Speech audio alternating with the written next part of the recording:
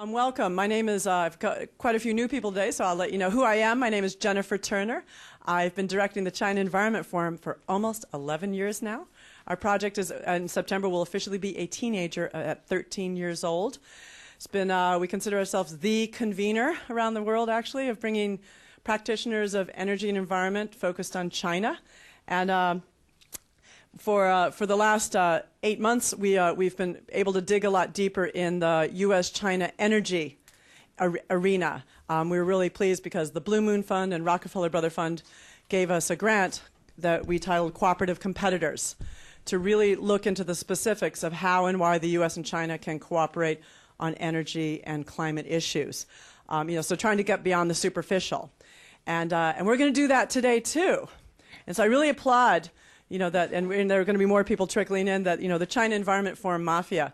I tend to get kind of equal showings for environmental justice activists a couple weeks ago, and today, we're getting more for the power sector. The power sector is a kind of different. And I realized recently that while we're always talking about the power sector in our energy meetings, of course, when we're talking about solar or wind, in my 10 years, I've never had a full-on power sector meeting. So I was really stoked that you guys can help me make this happen. And we're going to really start educating the wonky DC policy folks on the importance of this sector. And in fact, today's meeting is focused on decarbonizing China's power sector, and in effect also looking at this issue in the U.S., because it really would probably have to happen in partnership.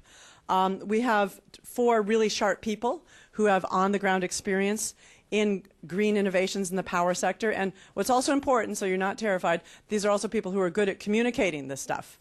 That's important. Years ago, I remember I had my first meeting on karst water in southwest China, and people are in the room and kind of looking nervous because no one knew what it was. Elizabeth's looking at me. But we had this great guy who could communicate. That's all I need. I need good communicators. Right? Scientists who can communicate, and we have people who can listen out here.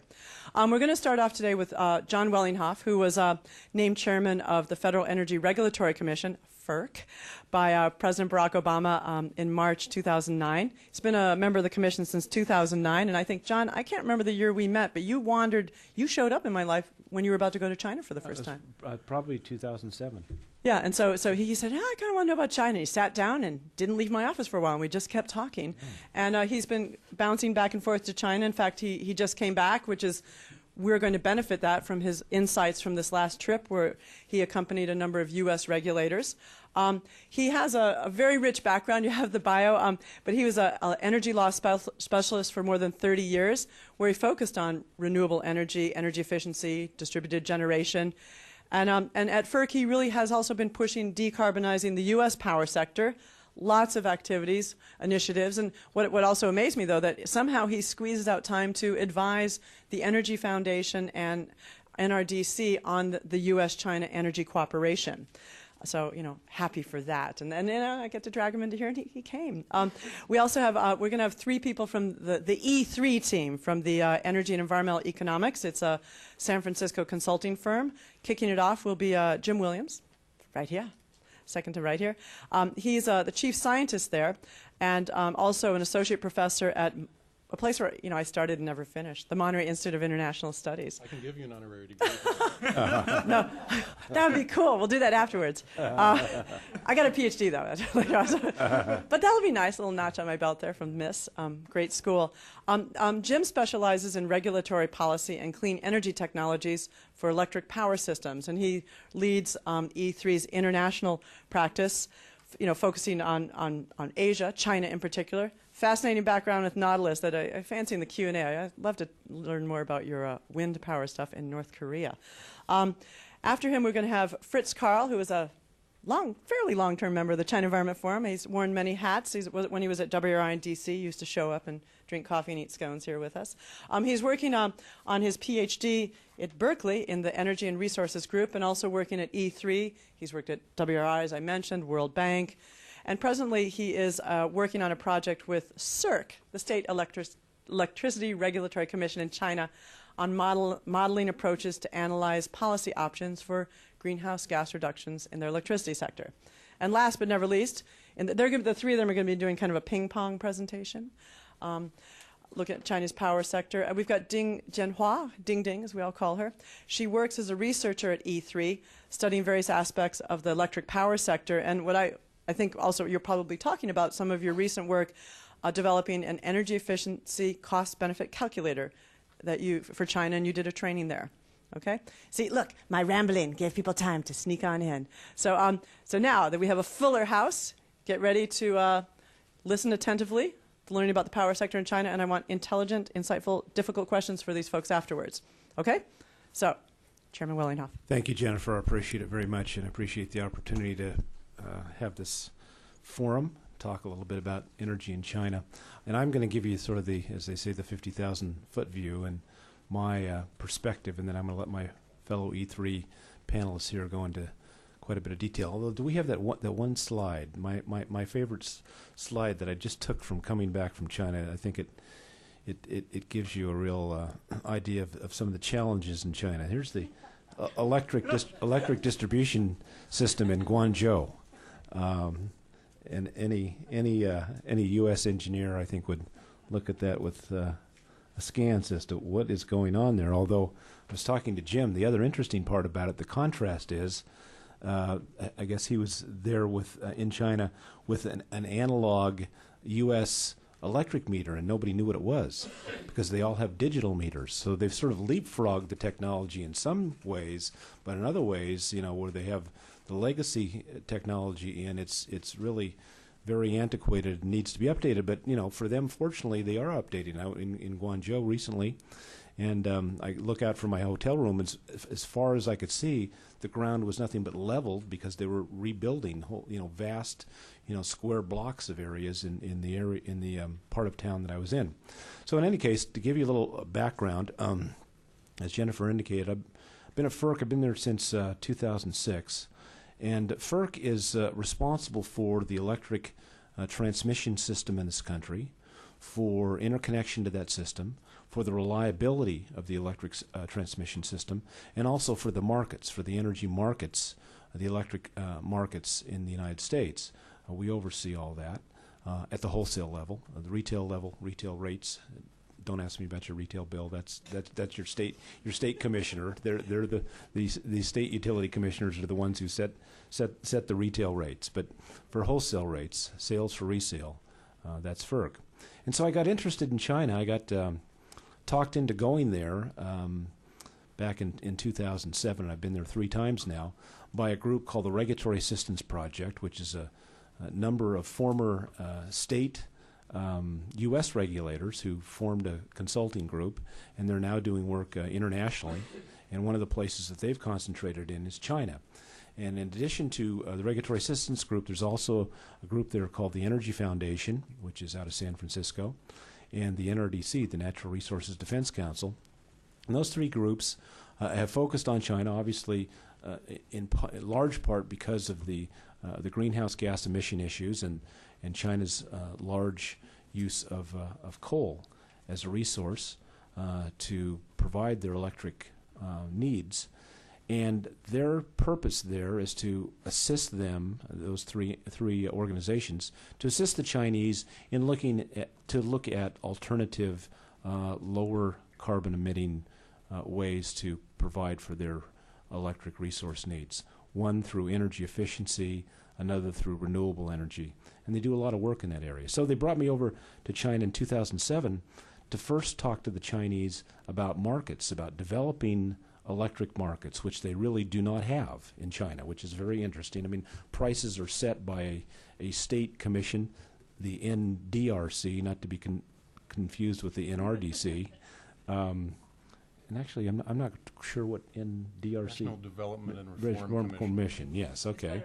Better not to know what the acronyms stand for. But in any case, they set the prices, and then there is a group called CERC, which is the State Electric State Electricity Regulatory Commission, and they actually set sort of the structure of the system. They don't set the prices themselves, but they set the structure. So we sort of do what both of those agencies do. We set the price in, we set the structure, and so we had some things in common with both of them. But my purpose was to talk to those agencies and to also talk to their grid operators. And there's two large grid entities in China. One is State Grid and the other is China South Grid that primarily operate both what we would consider to be the sort of wholesale distribution system, wholesale transmission system, and then also the local distribution system. They operate both in the areas of the country that they do that. So I talked with those folks as well about markets, about developing markets.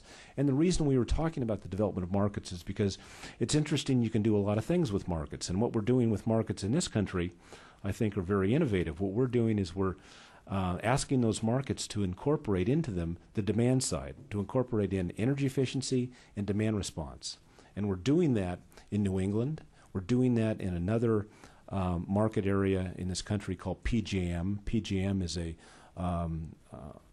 transmission operator and market operator in the Mid-Atlantic area that goes all the way from New Jersey to Chicago. And those two large markets, all of New England and PJM, allow consumers or aggregators of consumers to actually bid into their markets both energy efficiency, which is reductions in energy through improving the efficient operation of systems, and demand response. And demand response is simply modifying loads in response to price and or signals from the grid operator to make the system work more efficiently. These are alternatives to coal plants, to peaking gas and oil plants, to conventional supply side ways of delivering energy services to customers.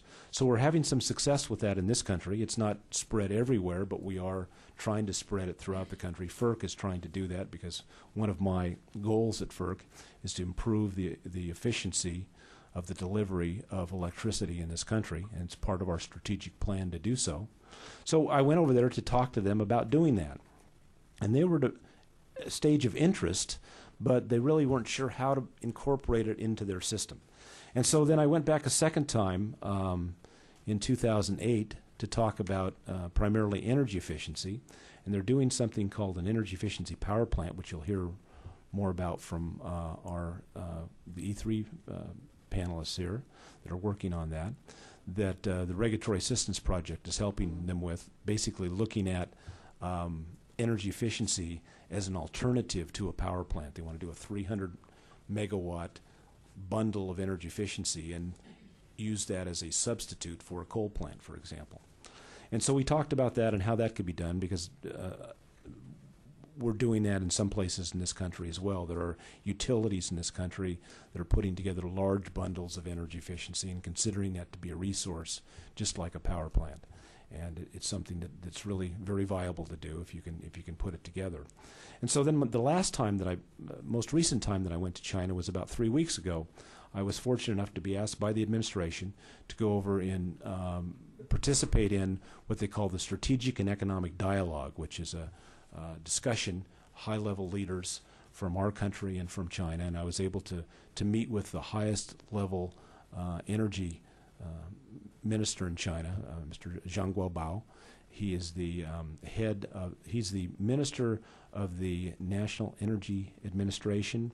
He is also vice chairman of the NDRC that sets the prices. So he has that dual role, and I think he is the highest ranking energy official in China, and had the opportunity to have dinner with him and also participate in a dialogue with him and members of the State Department and members of the Department of Energy, and basically talk about, again, how we could cooperate and collaborate between our two countries on the issues of lowering carbon and increasing the amount of resources that can provide clean energy to their country, and similarly they can help us. So looking from a standpoint of what China's doing, what we're doing, and how we can help them and how they can help us, and I think it really is sort of a two-way street. I mean, they have things like this, distribution systems that you'd look at and just, an engineer would just throw their hands up and, and run screaming down the alley. But they also have things that are very much advanced from where we are. For example, the large grid systems, China South Grid and State Grid have put in 1,000 kVA, kilovolt transmission lines, 800 kVA transmission lines. We don't have anything nearly that big in this country. The biggest lines we have are 765, and we have very few 765 lines. They're proposing to put those large high voltage lines in throughout the country to deliver large amounts of renewables and other resources, hydro, wind, solar, to various locations. And they have the same kind of challenges we do in that regard, because the renewable resources that we have in this country are far from loads. We have probably 500 to 700 gigawatts of wind that's developable in the Midwest, all the way from the Dakotas to Texas. But most of the population lives within 150 miles of the coasts. So, the problem is, and most of the transmission is either, near the coasts, away from those resources. We have great amounts of solar in the Southwest, again, primarily away from load centers in New Mexico, Nevada, and Arizona. And all these resources could be developed, but we need a huge backbone transmission grid to be able to ultimately have deliverability of those resources to loads. China, similarly, has tremendous amounts of wind in the northwest quadrant of the country, and also tremendous amounts of solar that can be developed there. They're interested in developing that. I think they have about 15 or 16 gigawatts of wind developed so far. They're trying to develop it very quickly. They're developing it so quickly that there's a lot of reports that China has like 25 gigawatts of wind, but a lot of that wind that they talk about, between that 15 number that I gave you and the 25 gigawatt number that I gave you, is wind that, the wind system's developed, but it's not connected to the transmission system yet. They call them sunbathers. They're sitting out there, not operating and not connected to anything. So they haven't caught up with their wind development with their transmission system yet. So they have that problem of being able to build out that system, but they're very good, as most of you may know, at building large systems quickly. Just look at the new terminal of the Beijing airport, or look at the what they did with the Olympic Village, and you can see how quickly they can build large systems. On the other side of it, they haven't quite gotten to the point of understanding how to integrate small systems at large scale. And I think we have been working on this over many years, 30 years, of energy efficiency, looking at consumers' loads and how we can make those loads more efficient. And now we're moving into a new era of what they call the smart grid, and using things like demand response to make the system work better.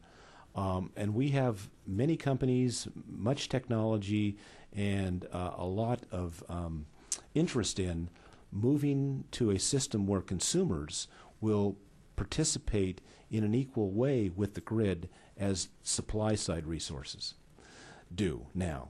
And I believe that will come very quickly over the next 5 to 7 years. We have large companies like Microsoft and Google and Honeywell and Cisco Systems and others that are all poised to figure out how to interconnect consumers with the grid with two-way communications in ways that consumers' loads can become resources. It will all happen very, very quickly. China has not grasped that concept yet. They're just beginning to understand that.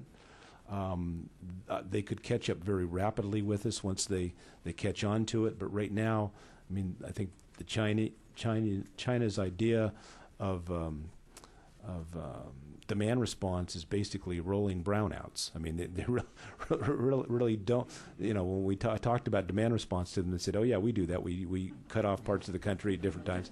No. That's not. No, you've got to do it so consumers don't even know what's happening. So you're turning down a thermostat a couple degrees and then turning it back up, and or moving this or doing this, so that it's transparent to consumers and they don't have any discomfort or any change in their level of services, but ultimately they are contributing to the grid. That all can be done.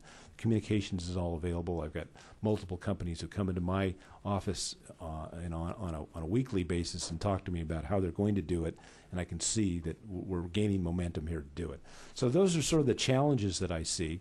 From a regulatory standpoint, interfacing with CERC, interfacing with the NDRC, and with the new Ministry of Energy, which has very recently been created. We're trying to interface with them to find out how we can work together. Like, one challenge is the integration of wind. For example, in China, one of their challenges is all this wind in the northwest portion, provinces of the country, because they don't yet have the transmission to have it deliverable to places like the southeast portion of China, where most of their industrial operations are. It's constrained to that northwest area, and they can't use it all the time because, for example, they have in the those northwest provinces, many coal plants that are located in urban areas, which is actually, very different than we have in this country. In fact, I was in Beijing at a hotel, the JW Marriott. Next door, there was a coal plant, but you looked outside the window and you couldn't tell it was a coal plant. I knew it was, but you couldn't see the coal pile, you couldn't see any dirt, dust, or anything else, but you knew that you were next door to a coal plant. Well, they have many of them like that in this northwest province, and they're used not only to provide electricity, but to provide district heating. So during the winter, when they need them for heating, they can't back the coal plant down if they have a lot of wind. They have to back the wind down. So ultimately, they can't generate all the power they need from the wind because they have to keep the coal plants going because of these combined heat and power needs, which I found fascinating. That as a restraint. They said, "Well, we'll figure that out. We'll just put in electric heat." And I said, "No, that's really not really the way to fix the problem. We can talk about this." So we want to work with them on how to integrate wind better into their system. We're very interested in how they're doing large transmission systems and how we can, figure out how we can move that into this country to do larger high voltage transmission systems to have more deliverability of our resources from the Midwest. From offshore, we probably have 800 gigawatts of wind just off the Atlantic in the continental shelf. We have tremendous amounts of resources in this country. We just need to be able to make them deliverable to loads. So I think the Chinese can help us with that. I think we can help them with the whole area of smart grid, with the whole area of how we can ultimately take this technological revolution of communications at the consumer level, where you can literally put in a chip in a light that chip can then communicate independently with its own IP address to a grid operator to determine how the lights could operate in a way that could help the grid, but at the same time provide the amount of lighting needed for the particular space where that consumer is working. So with that, I'm going to kind of let our panelists go from there. Thank you. Okay. Thank you very much. Let's give a little applause. Thanks. And we're gonna dig deeper and ask more questions after everyone's done of all the speakers. And I know I've been gathering a few as Jon was speaking. And I think we're going to kick off with the E3 team doing their ping pong. And for those of you that came in late, there is coffee and tea outside. Help yourselves. Okay. Thank you, Jennifer and Chairman Wellinghoff. It feels quite natural, actually, to be following Chairman Wellinghoff because everywhere we went in China a couple of weeks ago, people said, "You know who was just here visiting us? Jon Wellinghoff." It was a little bit like George Washington slept here. After a while, people would say, "You know who was just here to visit us?" And I would say, "Let me guess, it's Chairman Wellinghoff." Yeah. I feel, having putting on my academic hat for a minute and having followed sort of federal energy policy for a while now, I just have to comment on how rare it is to have at the top of the Federal Energy Regulatory Commission somebody who understands and appreciates the importance of the demand side in the electricity sector as much as Chairman Wellinghoff does. It's a real innovative position to be in after years of a sort of a solely supply side focus, in my own opinion. The topic of our talk today is electricity with Chinese characteristics. the complexities of decarbonizing China's electric power sector. I'm going to start today with a few words about the importance of China's power sector and say a little bit about my company, E3, and the work we've been doing in China. Most of today's talk concerns three topics. First, the potential for change at the current moment in China's power sector. Second, what we have found in our work over the last year or so about the role of analysis in addressing the complex challenges facing China's power sector decarbonization. And third, some thoughts on the U.S. role in assisting China in this area, even as we go through the same process ourselves here in the United States. China's power sector is important, first of all, because electricity is essential to China's economy. The principal consumer of electricity in China is industry, which is the engine of China's economic growth. If you look back during the period of reform, the last 30 years or so, you can see that electricity consumption and GDP growth track each other pretty much in tandem over that period of time. And China's power sector is also important because coal is the dominant fuel, resulting in about half of China's greenhouse gas emissions coming from the power sector, and that's about 10% of global emissions from energy. E3 is a San Francisco-based energy consulting firm with about 25 staff and a great deal of experience in the electricity industry. One specialty of ours is analysis that is integrated into the policymaking process. A few examples that are relevant to our work in China, one of them includes our work on AB 32, California's Global Warming Solutions Act, in which we were selected by state agencies to do the engineering economic modeling of how to implement AB 32 in the electricity sector. We also wrote much of the DOE EPA-sponsored National Action Plan on Energy Efficiency and facilitated that process. We're deeply involved in the planning for how to meet California's 33% renewable energy standard target for the year 2020. We have developed a multi-sector model out to the year 2050 to explore the technology pathways that we must travel to truly decarbonize the economy as a whole, getting down to levels like 80% below 1990 levels of emissions. So because of this background, we've been asked to do several projects in China that provide the experiences on which much of today's talk is based. We were asked by the Regulatory Assistance Project that Chairman Wellinghoff just mentioned and the Natural Resources Defense Council to build a software tool for evaluating the costs and benefits of energy efficiency in China.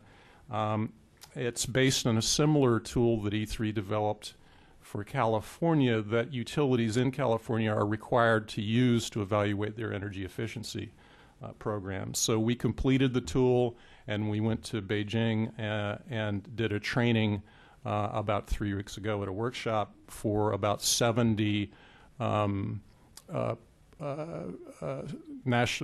state agency and grid company folks.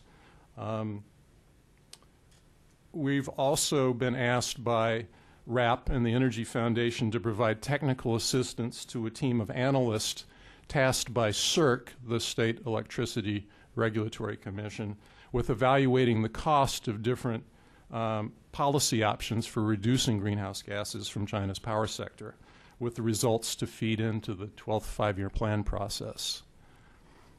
This slide shows the modeling framework for the analysis that was proposed by E3 and adopted by the FERC team.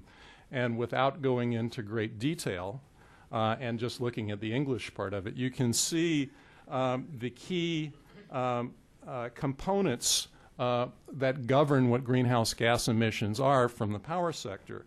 What is the the forecast of electricity demand. What can you do with energy efficiency and demand side management to affect that demand and reduce it? What new generation do you bring online, and how much? And how much of what kind of old generation do you retire?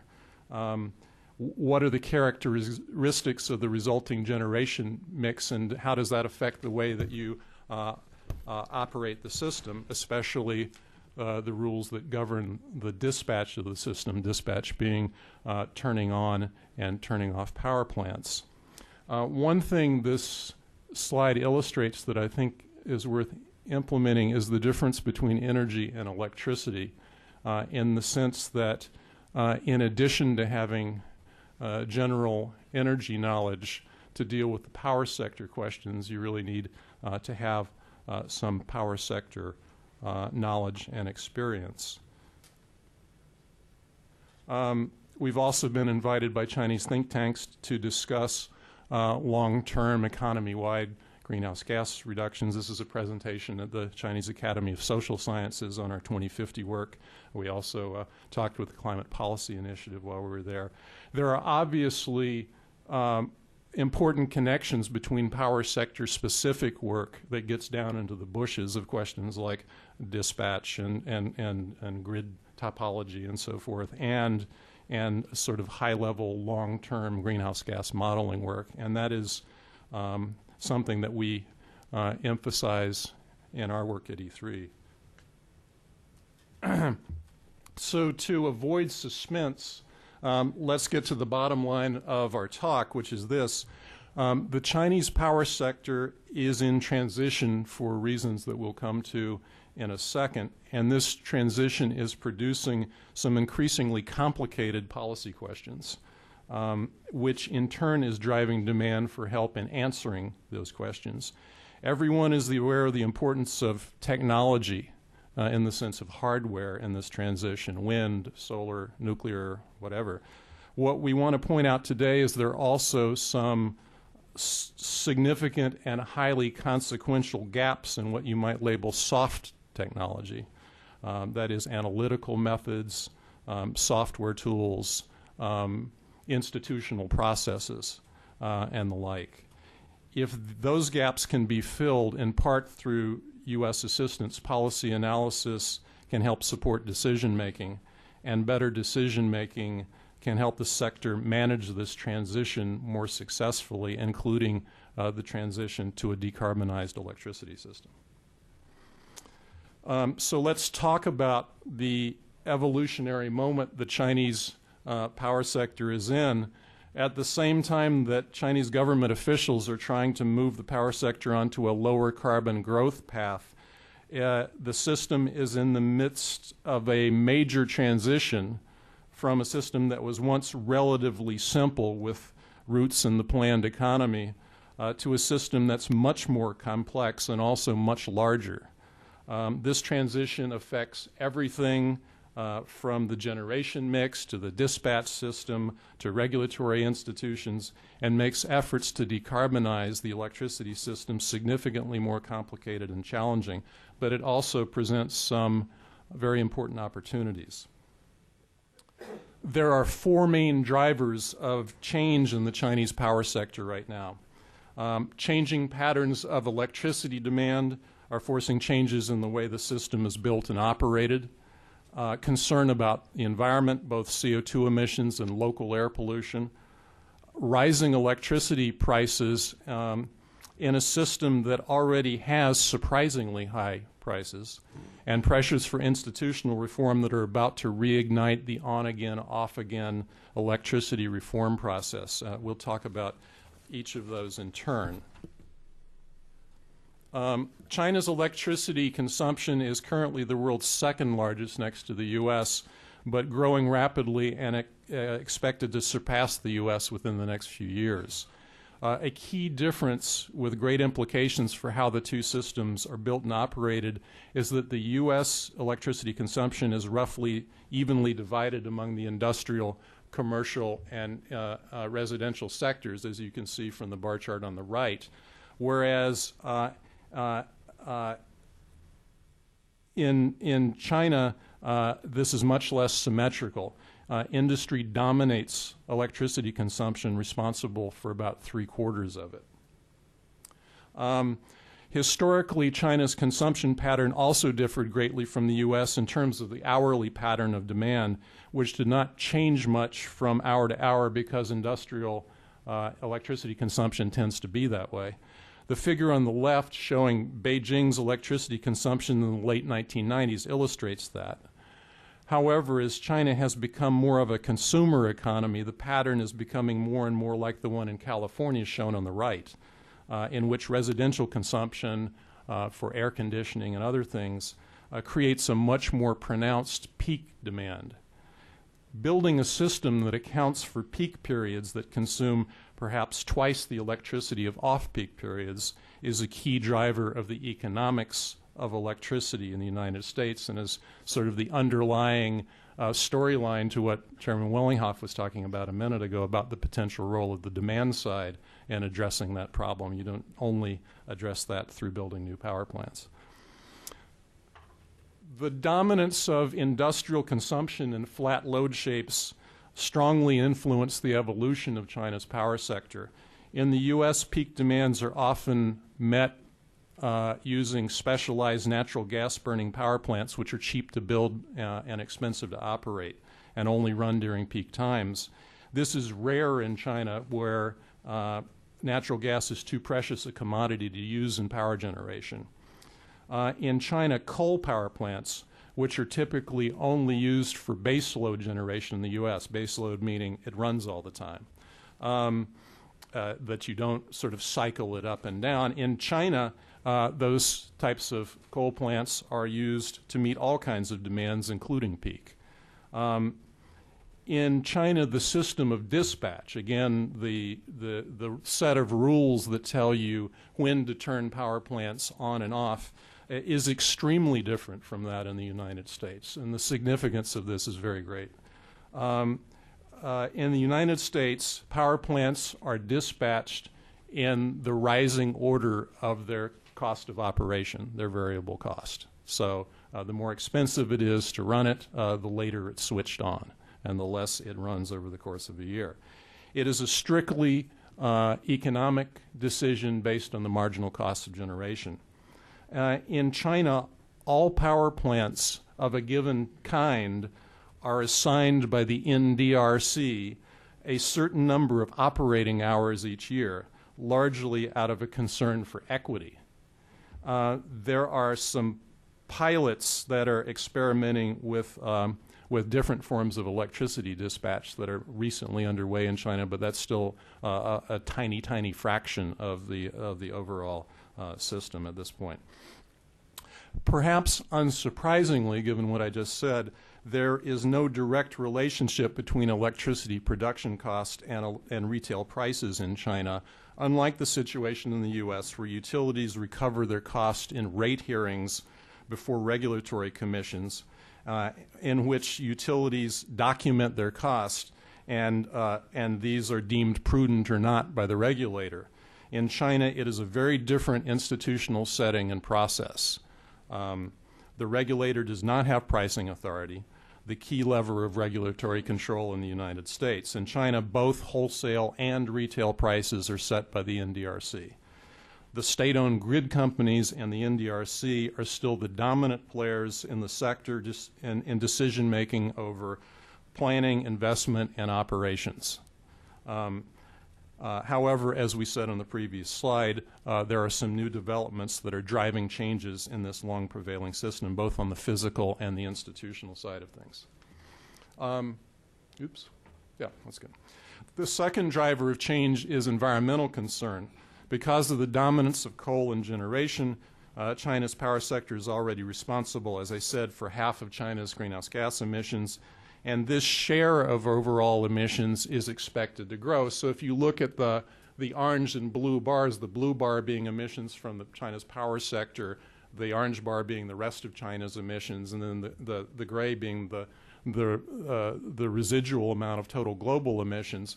in this International Energy Agency projection out to 2030, you can see that forecast says that China's power sector alone will be responsible for about 1/6 of global emissions by 2030. At the same time, what this says is that the potential for emissions reductions is also very, very large, because in principle, electricity production can be decarbonized. So the question of how China manages its power sector going forward is obviously of huge importance to anybody who cares about greenhouse gas emissions. This slide shows the difficulty of the technical task of decarbonization. In 2005, coal was used for about 80% of China's power generation. The comparable figure in the U.S. is about 50%. Hydro is another 15% or so. Nuclear is about 2%, and then renewables are a fraction of 1%. What is striking is that this situation is not likely to change in the next 10 years, even if China succeeds in its very ambitious goals for low-carbon energy supplies. Even if. According to these figures, which were developed with data from a Chinese colleague who is a very well-placed high-level demand forecaster, that demand as a result of economic growth will triple between 2005 and 2020. And as a consequence, even with an enormous build-out of hydro, nuclear, and renewables, in which nuclear generation is increased by a factor of 10, hydro by 3, and renewables by 30. Or to put it differently, if the equivalent of 470 large, that is 1,000 megawatt scale coal power plants, even if the equivalent of that is built with decarbonized electricity, then coal remains the dominant fuel. It's still 70% of the generation mix. The only thing that could really change this scenario is a much lower increase in demand. If you had that in tandem with decarbonization of the supply, then that pie chart could change significantly in a shorter term. But that's what it would take. And I think one thing worth mentioning, if you look at these figures right here, if you have this massive build out of hydro right there, that basically is assuming that everything that can be dammed is dammed. So if you have any concern about free-running rivers in China or anything like that, this scenario calls for the complete use of all hydro potential. The third driver of change is prices. This graphic shows two lines, one with Chinese average retail prices by province, that's the orange-colored line, and the other with U.S. average retail prices by state, that's this blue-colored line. And what you can see is that with the exception of a very few very expensive states in the United States, like Hawaii, which generates electricity by burning imported oil, that the prices are actually quite comparable. How this can be in a system where generation costs are much lower than the United States is something of a mystery that we won't address today. But the point is, contrary to what people might expect, electricity prices in China are already comparable to the U.S., while per capita incomes are much lower, and this is inevitably going to be a factor in Chinese decision-making about the cost of decarbonization. The importance of what electricity ends up costing consumers was stated unequivocally to us by Professor Zhou Yuhui at Jiao Tong University in Beijing a couple of weeks ago, who we visited again after Chairman Wellinghoff. Prices are the main issue. Prices are the main issue. I have to say that again. Prices are the main issue. This is somebody who specializes in electric power systems, who is an engineer, okay, not an economist. Prices are the main issue in China's electricity system. China's power sector has undergone major institutional changes in the last dozen years or so. These changes have been a stop-and-go process largely because institutional reform takes the back burner when the lights go out. And so there have been periodic episodes of undercapacity when the system has to deal with the involuntary demand response that Chairman Wellinghoff was just talking about, rolling brownouts and blackouts and that sort of thing. The main feature of this institutional reform trend initiated from the top leadership down are described in Chinese as a series of funkai, of separations. In 1998, government was separated from business, with the planning function for the power system put into the National Planning Commission and the business function into the State Power Corporation. With the reforms of 2002, the State Power Corporation was basically split into two functions, which were then taken over by the two large national grid corporations, State Grid and Southern Grid, and by a number of generating companies. On the government side of things, at the same time, the funkai was into administration in the hands of the National Development and Reform Commission and regulation with very limited powers in the newly created CERC. And it's not only sort of an artifact of how we drew the boxes on this diagram, that the box for CERC is about the appropriate size relative to the NDRC box. This is more or less where we stand now, but as we'll hear from Ding Ding a little while later, there are new moves afoot, one to further subdivide the grid companies into transmission and distribution companies separately, and the other to make CERC a more powerful independent regulator by granting it pricing authority. All of the four drivers of change that we've just talked about can be seen in the example of wind energy. Environmental concerns have driven the government to take on enormously ambitious goals for wind power, possibly more than 150 gigawatts, 150,000 megawatts by 2020. On the physical level, integrating this amount of wind poses a great challenge to the way the system is currently being built and operated. From the price pressure standpoint, there's the question of how to limit the impact of large amounts of wind on cost and rates. And from the institutional perspective, there's the question of who should pay the additional cost of wind and how. These are the kinds of questions that policy analysis of the power sector can address, and that's what Fritz is going to be talking about now. Thanks, Jim. Make sure I can work the widget really quickly. That would not. No, that wouldn't be not be it. That would be wrong. That would be wrong. This one. Come and save today. Yeah, that's the. Okay. So let me keep going though. Just okay, perfect. So it's this one. That's for. That's back. Okay, that's the pointer. Good to know. That's the one you don't ever push. Okay, the self-destruct button. Oops. Okay.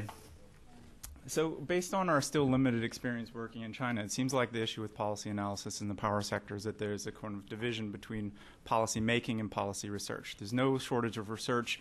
There's no shortage of models floating about China, but the issue is that they haven't been really linked up. And as a result, you don't really see a lot of bottom-up models of the same variety you find in the U.S., where you actually have to have a decent representation of how the system works and models that are designed to address specific questions. And so what a lot of our work in China with RAP and NRDC has been to introduce analysis tools from the U.S. To explore with Chinese analysts how sort of modeling tools might be developed in China that are appropriate to kind of Chinese characteristics, and to provide feedback on both methods and results. Some insights from this process before we get into the details. The first one, and we're going to really beat this to death over the course of this presentation, but models need to be localized, meaning the models, these types of models really need to be built in China. Our kind of philosophy about modeling is that most of the value that you get through modeling is through process. You learn most of what you're going to learn about a model through the process of building it rather than through looking at the results, most of the time. The second is that data can be an issue, but data is an issue in the U.S. And part of the reason to have these sort of research processes is that they can identify where gaps in your data are and how you can go about filling those gaps. Third one is that digging into the details can often reveal surprises. This is true for both policymakers because the results can often be counterintuitive, but it's also true sort of between U.S. and China. It's probably fair to say that there's not a whole lot of people in the U.S. that understand the Chinese power sector and vice versa. So in sort of sitting down and hashing a lot of this out, you find things that are really surprising. And the last one is the value of exchange, and I'll get into this a bit more in a second. Two questions have really framed our work in China thus far. The first one is what is the cost of reducing greenhouse gas emissions, and the second is how much to invest in energy efficiency. So we use these two questions to kind of dig into the details a bit of what we've been doing. So the first question is what is the cost of reducing greenhouse gas emissions? This question was sort of CERC's question. And the reason that CERC was interested in this question was because they wanted to know how much of the Chinese central government's 40 to 45% CO2 intensity target they could take on. And so they intensity reduction target that they could take on. And so what they asked their modeling team to come up with was a figure like this, where you have some CO2 intensity reduction target for the power sector on the x-axis and some measure of cost on the y-axis. And the initial sort of cost metric that they wanted their team to look at was the cost of new supply. So building new power plants or wind farms or PV farms. And so this is sort of where we saw the starting point for a lot of our discussions with the CERC modeling team. And from this, we got into something that was a lot more complicated. But it was really interesting. So as we started to peel back the layers, we realized that a lot of the questions that the CERC modeling team was facing are very similar questions that we're facing in the U.S. So what level of greenhouse gas emission reductions is feasible for a given cost? What's the right mix of supply and demand side policies? How will new generation, or for instance, adding more wind turbines change the way that the grid works? How much new transmission do you need and how do you pay for it?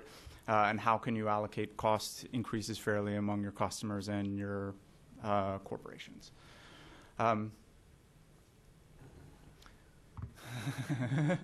And so we kind of we've worked with the CERC modeling team to start addressing some of these questions, and addressing a lot of these questions in a Chinese context has been really interesting. So the guy on the right in this picture is the chief modeler for the CERC modeling team, probably one of the smartest and hardest working people I've ever met in my life.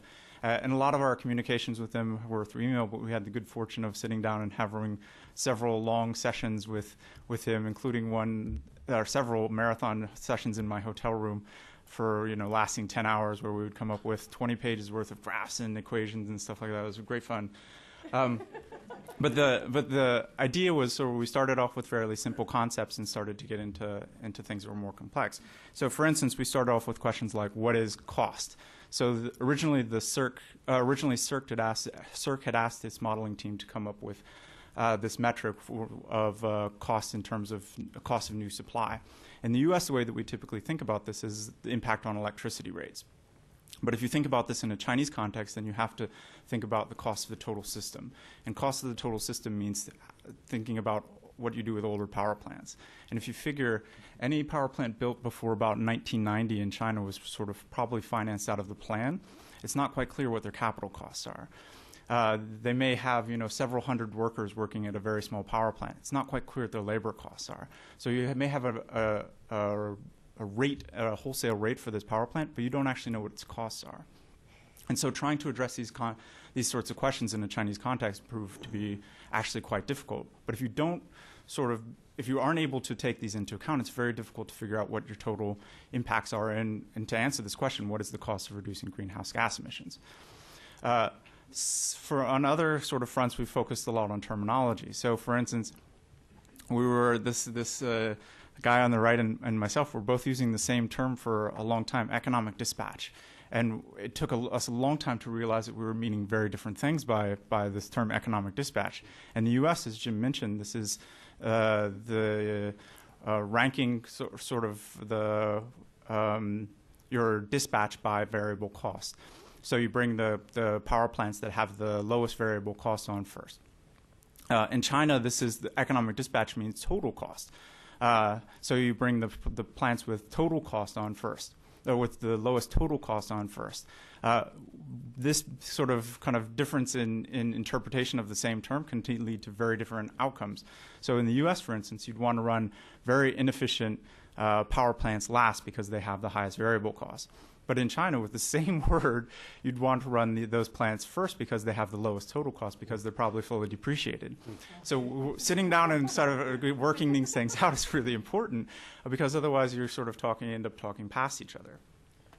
We wondered how many generations of power sector people had met between the U.S. and China and been talking about economic dispatch and walked out of the meeting shaking their heads saying, well, we had the same premises, but we seem to end up with very different conclusions about how the system is operated. But also, I mean, how many folks like that are spot-on fluent in Chinese, working with their counterparts? Okay, just bragging for he never will brag, but I'm going to brag for him. But one of the things that's impressed me most about this project, being involved in this project, is the relationship between CERC and its modeling team.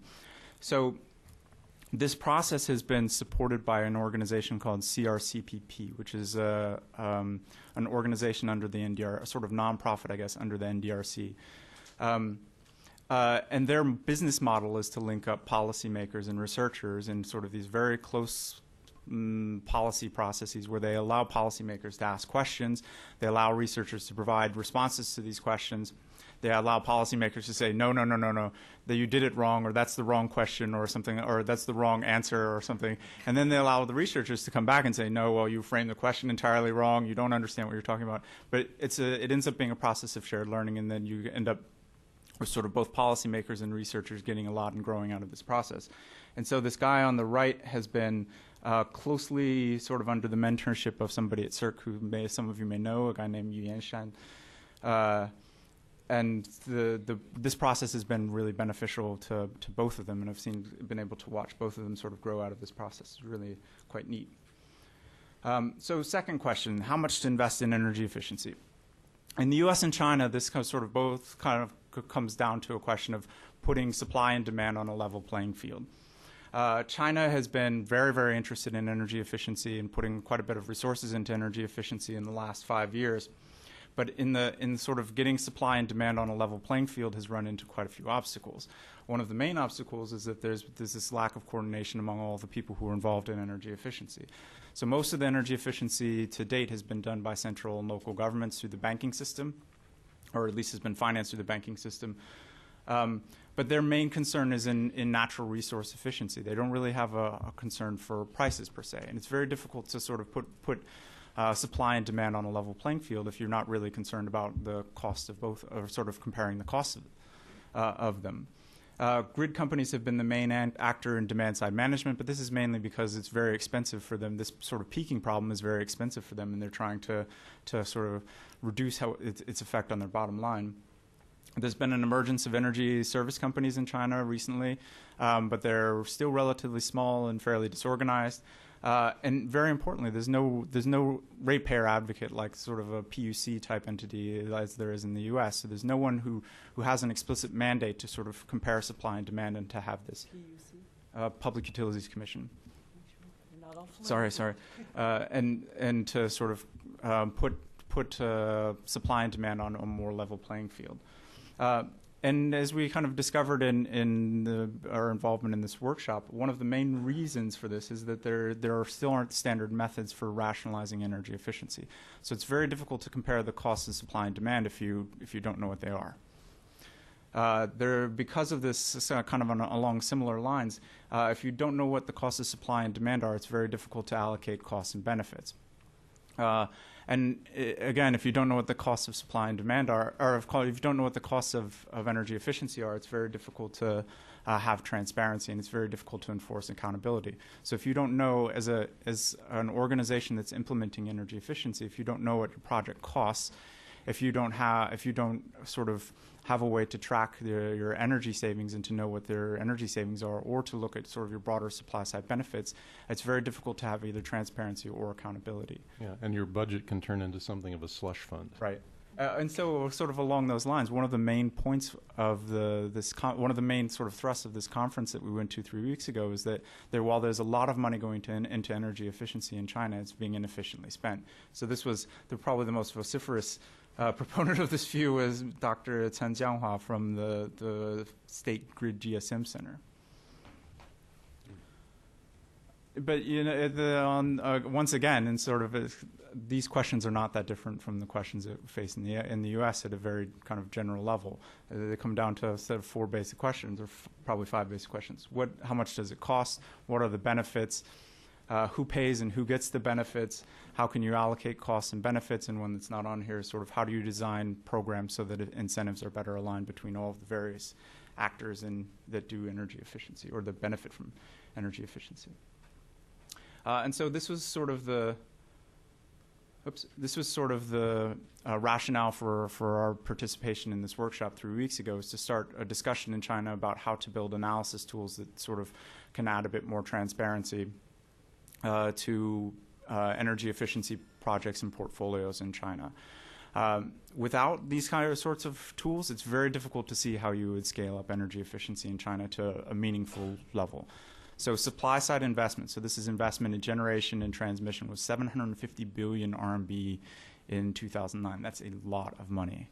If you figure that you want to meet, a reasonable amount of new demand with energy efficiency, so maybe say 25%, you set a rule that says 25% of new investment has to be with energy efficiency, that's 250 billion RMB.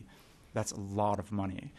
The way the system is set up right now, if I were a bank, there is no one that I would give that much money to.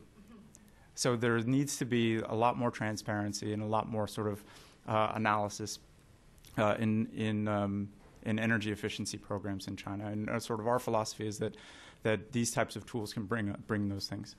And so from kind of next steps with this is to find partners in China who can kind of take this on and work with them to develop analysis tools. With that, I'll pass on to Ding Ding. Ding Ding. Don't press the dangerous button. Don't press the self-destruct button. I have to say it was fun to develop this tool. It has a little toggle on it that goes between English and Chinese, like that. That's kind of nifty. Yeah. Okay, thanks, Dr. Kahrl, for describing a picture of what we have been done in China and that China's need for analysis. I'm going to talk a little more about what's coming up in China and what's the U.S. role. So where's China heading towards? The growing environment concerns, the coal price, and tension among stakeholders are pushing another wave for electricity reform. This is very obvious in the latest policies coming up.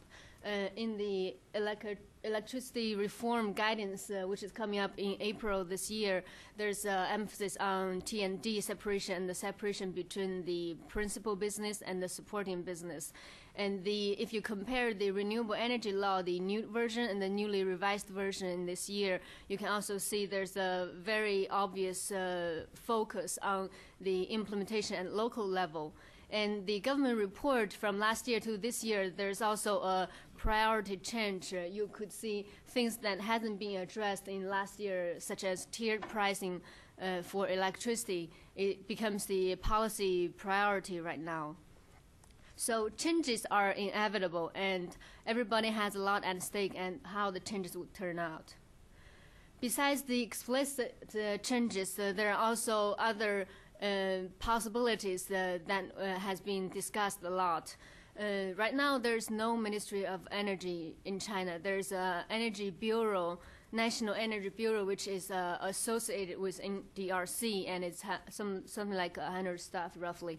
And there's an Energy Commission, which is a sort of a coordination mechanism with no full staff at all. But there's the extensive discussion. There should be, might be a possibility of a creation of a Ministry of Energy, which will largely change the institutional landscape right now. And also the president of both the National Energy Bureau and the president of FERC are at their age of retirement. So some people speculate that's the strategic choice of leaders to make it easier for the future creation of energy. And also there are lots of discussions of diminishing NDRC's role and expanding FERC's role in terms of price regulation and in terms of the market access control. Also, the grid companies are having growing attention on energy efficiency and demand-side management, which will also have a heavy influence potentially on the on the cost structure and the environmental footprint of the power sector in China. And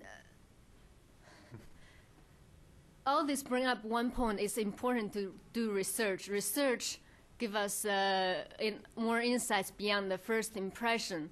And the first impression is not always enough. Everybody knows that the wind and PV industries are in China are booming, and the wind capacity are doubling like every year. And China is right now the largest producer of solar panels, and we're becoming one of the largest producers of wind turbines lately. And you would see this China Yingli Solar's advertisement in World Cup, yes, right next to McDonald's. I suspect they probably are producing as much as solar panels as the McDonald's is producing cheeseburgers.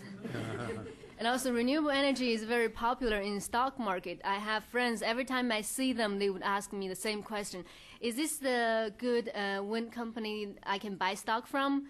And I find it a little tricky to give a responsible advice because on one side you see the industry is very developed, it's developing very fast, and China had very successful industry policies.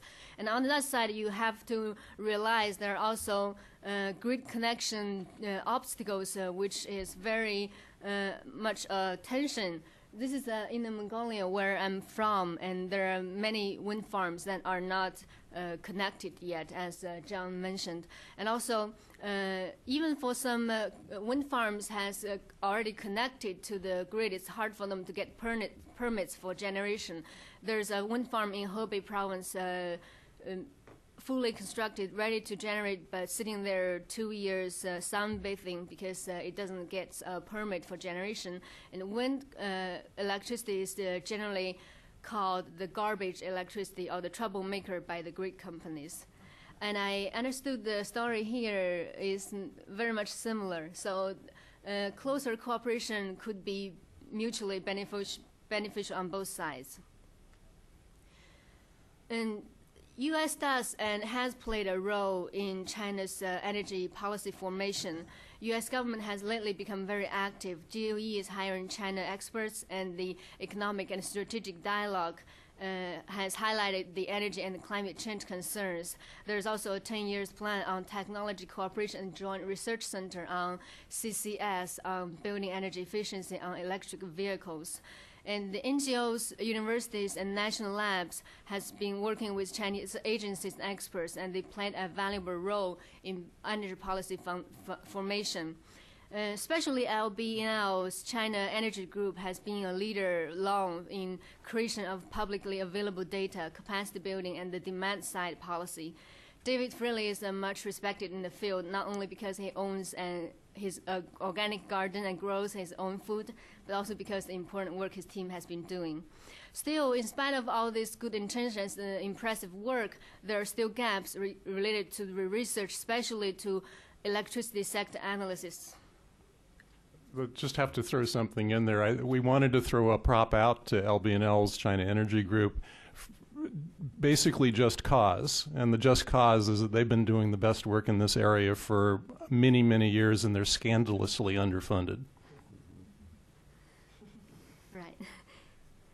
So while the U.S. institutions and experts are putting in efforts, there are also many, numerous people in China working diligently and thinking proactively of how to work out a best solution.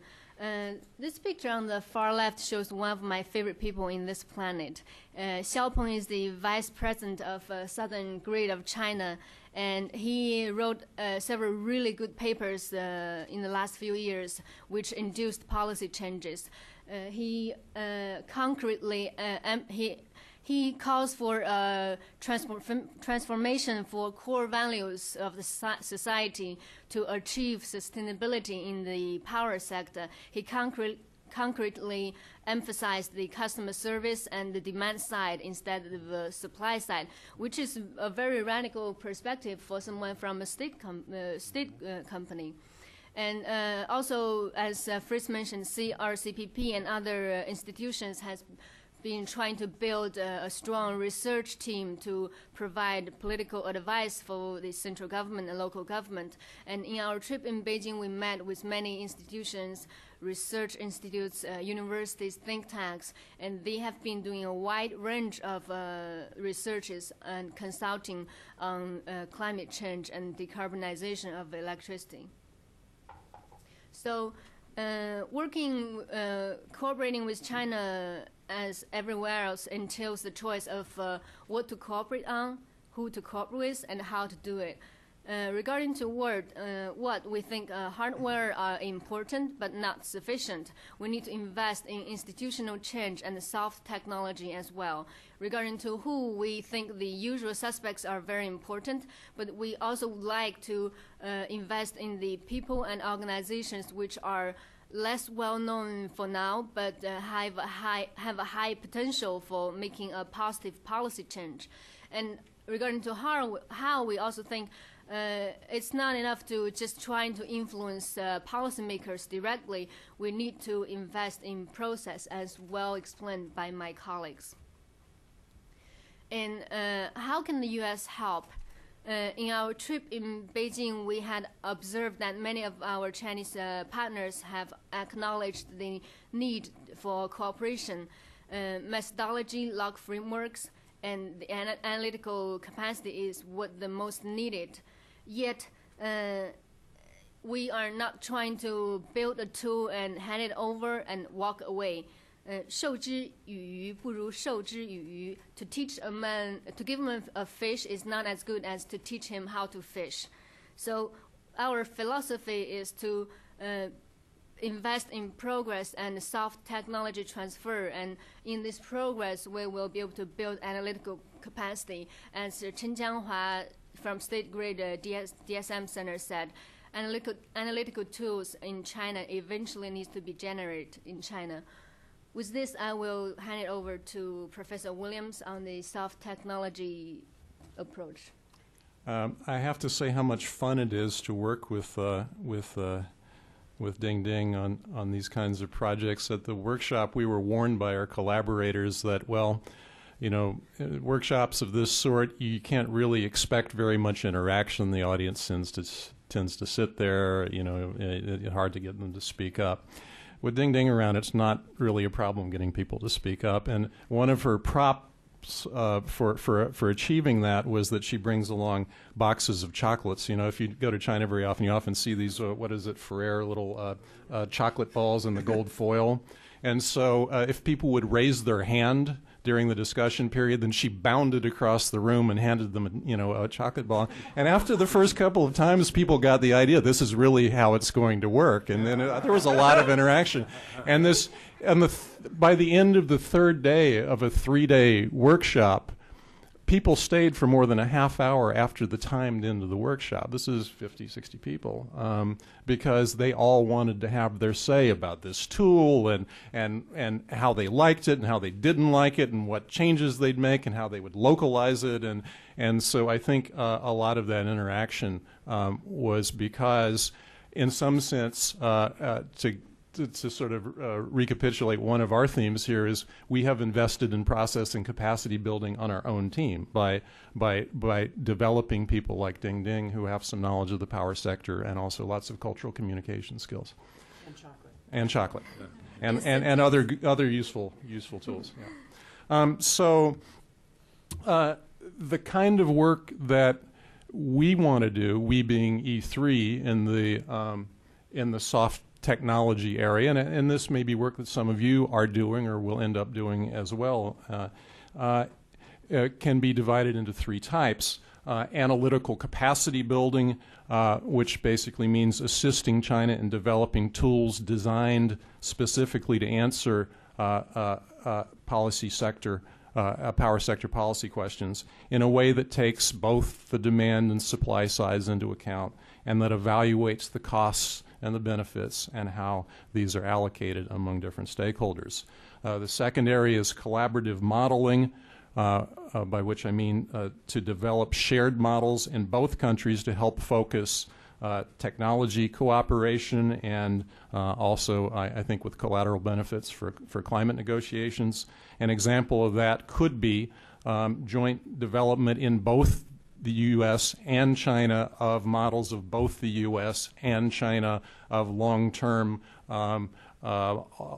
all-sector decarbonization. And this learning process could really be quite powerful and help in the trust-building process. I think in the wake of what happened in Copenhagen, there's some trust-building still to be done, and that could help in that regard. A third area is knowledge creation, meaning to improve the mutual understanding of the power sectors on both sides. This story about the understanding of economic dispatch is really, it's an amusing and interesting one. It's really the tip of the iceberg. And to learn from each other's examples, to develop data needed for policy analysis, and to build partnerships. One example from our work that we haven't mentioned is, again, basically Just Cause. The three of us sat down and translated the FERC annual report because we felt like it ought to be part of the public record, and they're available as a reference for people who do research in this area. Just to bore down briefly and maybe recapitulate some of these themes as we're finishing up, I want to emphasize the importance of quantitative analysis. China has already accepted the need for energy efficiency and for cleaner generation. They obviously have significant accomplishments in both of those areas already. It is not that they need to be preached to about the value of these things. It's that they need to be able to answer questions like how much, when, and who pays. And those all require quantitative analysis. Quantitative research facilitates more rational policy discussions and a more transparent process.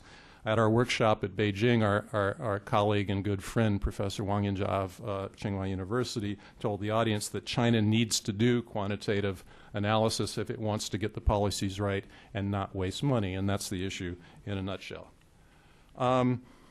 Information, both of the how does this work and of the sort of basic data variety, is a very big issue for Chinese electricity policy.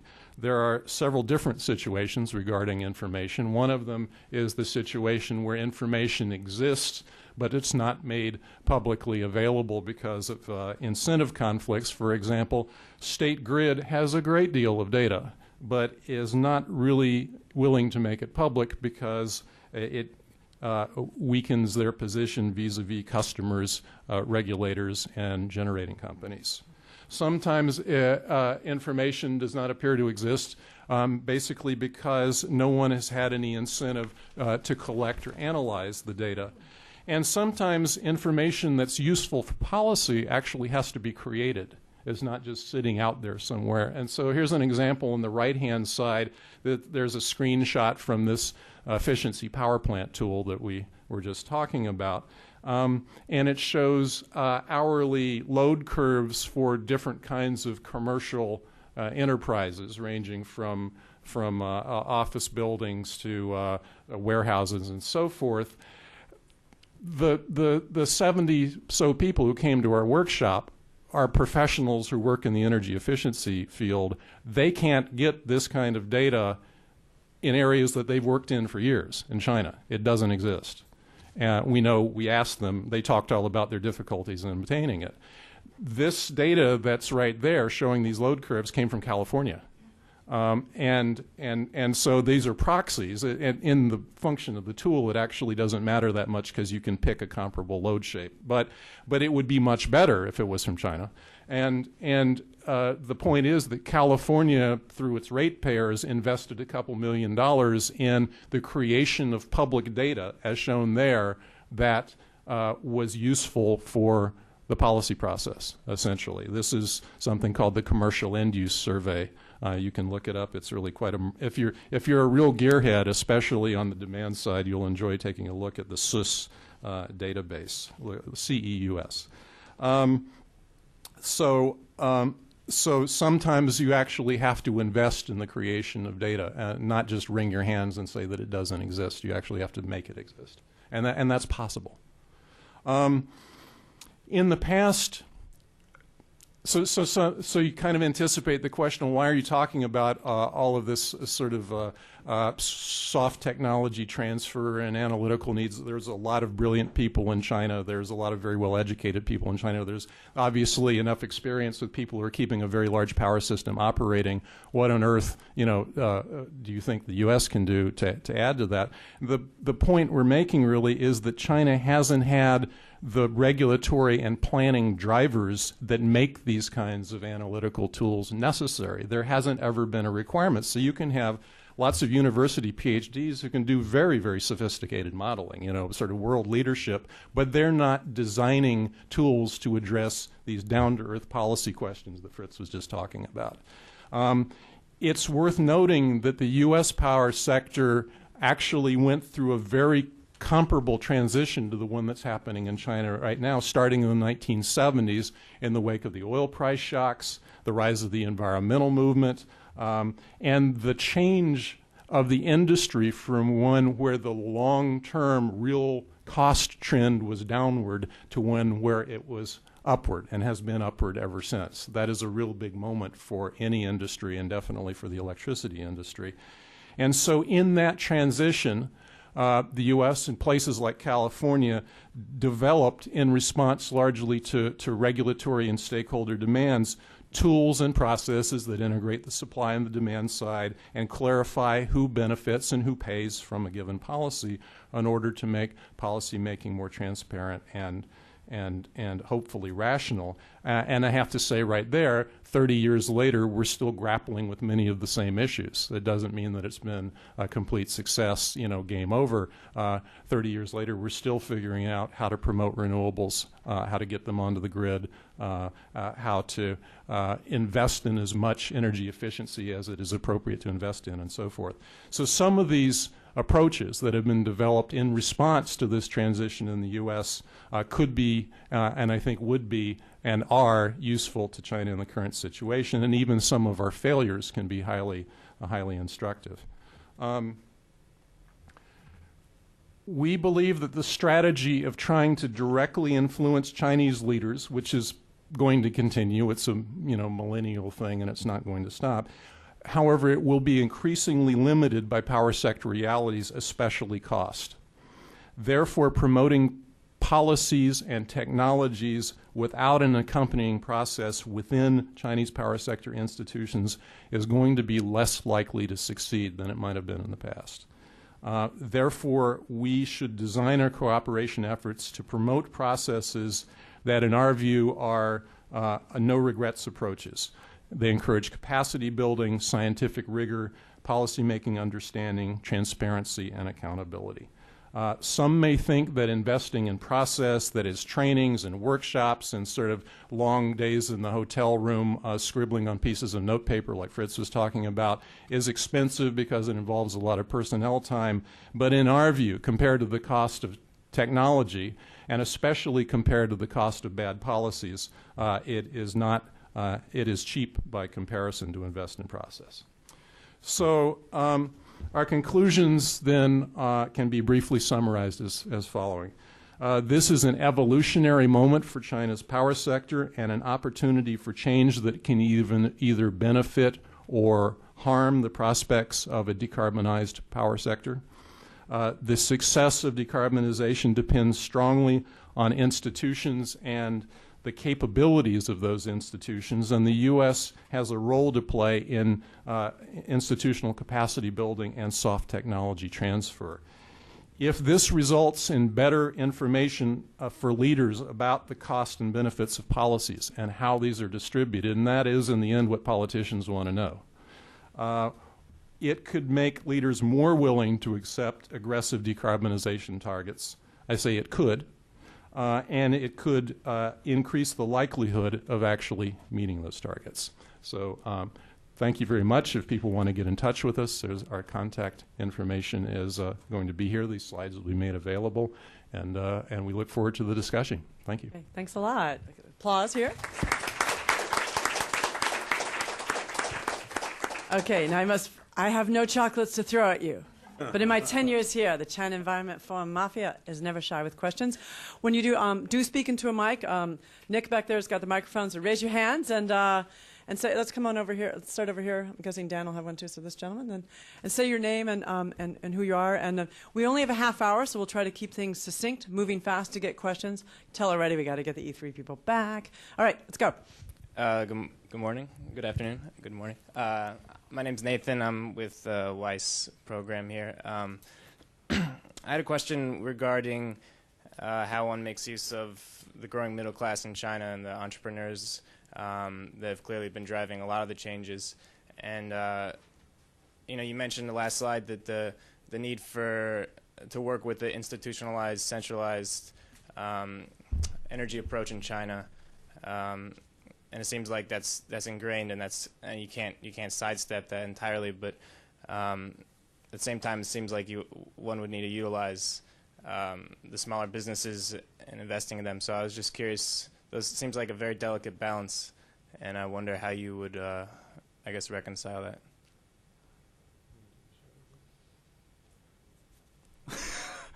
Yeah, I'm not sure. You can do it. I'd be happy to answer. Yeah. I'd be happy to try that one, because I'll tell you that same balance is exactly what we have in this country.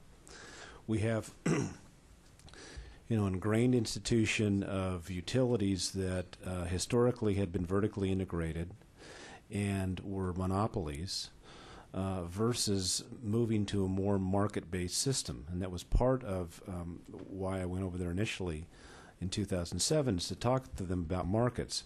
We've been successful in this country in a relatively short period of time, in about 5 years, that started before I got to FERC, but I think I've been carrying it through at FERC, of actually creating a market for demand response. And by creating a market for demand response, we now have entrepreneurs, we have companies that are now at a hotel up on Connecticut Avenue in a conference, a demand response conference, that are actually making money. It's their profit center to go out and work with customers to help those customers provide modifications of their demand in ways that can be bid in to these wholesale markets in this country. And by doing that, these companies are flourishing. There's companies like Internoc and Converge and Honeywell. Actually, Honeywell's now really starting to get into it big time. So we have a number of companies who are actually doing this from an entrepreneurial perspective, and they're doing it actually not necessarily with the utilities, but in some instances around the utilities, because into these wholesale markets, they don't have to actually go through the local distribution utility or the formerly vertically integrated utility, but actually can do it directly with the wholesale market. So I think we need to figure out how to do the same thing in China. I think we need to figure out how to work with the institutions there, because the two grid companies, State Grid and South China Grid, are very institutionalized. And I was actually very interested in your slide about the one gentleman at South China Grid, the vice president, who is very attuned to and interested in the demand side. You need those champions inside of those institutional entities, because those entities have long traditions of looking only at the supply side and looking at only providing resources from sort of a one-way. We're going to put in these central base load supply side generators, and we really don't need to worry about what's happening down here. The load will happen. Whatever happens to it, we don't need to worry about either efficiency or demand response. That has to change in those institutions, but at the same time, you have to somehow open up the markets in ways that you can allow entrepreneurs, people outside of those institutions, to also provide services and make money doing it by helping consumers in China be more efficient and also participate in the grid in ways that can make the grid more efficient through things like demand response as well. We have to figure out how we can open up those markets in China. Okay, I was just going to add one thing. I think this is a really complicated problem right now because of this sort of similar to the U.S. Both the grid companies and the generating companies are seeing sort of all of these things as an opportunity to expand their kind of monopoly, I guess, especially the grid company for things like electric vehicles. They want to be in charge of the charging infrastructure, metering infrastructure. They see this as a great way for them to sort of spend more money and get paid for it. And it's really difficult to figure out how sort of the smaller guy can really play a role. But I think the demand side is really sort of the opportunity for this, I think. Well, and the fortunate thing for our country, and I think it probably could work in China as well, is the smaller guy in our country is Google and Microsoft, and so those people want to get into this sector because they start to understand how now they can work with consumers and ultimately make money doing it by working with them to communicate variances in their load and make them more efficient and make the grid more efficient as well. So they're starting to see a business proposition there. So I think similarly we need to have equal size entities in China hopefully start to see how they could make profits separate from South China grid and state grid by doing this for the people in China. Okay, Robert, I'll grab him right here. I'm Bob Hershey. I'm a consulting engineer. To what extent in China do large manufacturing operations who can control their use of electricity have some way to negotiate with the suppliers of electricity to say, well, we're willing to have our load curtailed at a certain point if you need to stop a brownout, and we want to pay less in exchange? There are interruptible contracts, just as there are in the interruptible tariffs, for one thing. As long as you brought up the topic of large industrial customers, that's been where the bulk of energy efficiency focus has been. It is interesting, though, the payment scheme, how they go about being recovering their cost of efficiency investments. Typically, it actually comes through state budgets. That is, they invest up front in order to meet a politically mandated, a policy mandated amount of efficiency or intensity improvement, and then after the fact they say, well, we've done these and now we should be sort of rewarded in the budgetary process. So it just shows this sort of very different institutional setting for Chinese industry from U.S. industry. Okay, good. We have another question here. Oh, yeah. It's on. Hi, I'm Damien Mott. I'm a China analyst focused on energy at Eurasia Group. I actually have a few questions. I think the first one's probably for Ding Ding specifically, and the second for all of you guys. I mean, I fully agree that I think institutional problems and also pricing are probably two of the predominant challenges in the Chinese energy sector. I was wondering, I mean, are you fairly optimistic that the Energy Commission is going to eventually evolve into a ministry type of thing after not having had it for 20 years? The NDRCs is kind of known as a mini state council. It's extremely powerful. And how do you go after that? And how do you go after the NOCs that don't want to be controlled, who have vice ministerial rank? So I mean, those are very tough problems. But I guess it's up to the next generation of leaders to really take that step. Whether they do it or not, I don't really know. And the second question for sort of all of you guys is, on my last trip in March, I had heard some people talk about potential fuel switching, which is basically introducing natural gas as opposed to coal. So I mean, I don't know if you guys heard anything on this trip, whether when they shut down all the coal, the dirty old coal plants, are they just putting up new supercritical? Or do you think they can do gas? And in my mind, China's going into a lot of natural gas. They got the pipelines, they got the LNG, they have unconventionals, they have shale. Possibly, again, that's a much longer story. But is there this thinking now that maybe we should go with gas rather than coal, and that would that change the modeling of sort of how much they actually get power from coal going forward? Thanks. Okay. Start with Ding Ding. Okay, thank you for your question. I think if there's ever a Minister of Energy, it's not going to evolve from Energy Commission, because Energy Commission is largely a coordination group with Premier Wen as the leader and all the other head ministers from like 20 different ministries as a group. They coordinate on a regular basis, but there's no full-time staff. Right now, National Energy Bureau, which is associated with NDRC, is in charge of many of the energy planning things. But they also have a large industry focus and less efficiency and demand-side focus. So whether there will be eventually a Minister of Energy, that is hard to predict, but if you do listen to the press and to the academia and the different arena in China, there are extensive discussions why there's need for a Minister of Energy, because firstly, there's going to be definitely much better coordination between different institutions, and secondly, with this energy security concerns, making a national energy strategy is very important.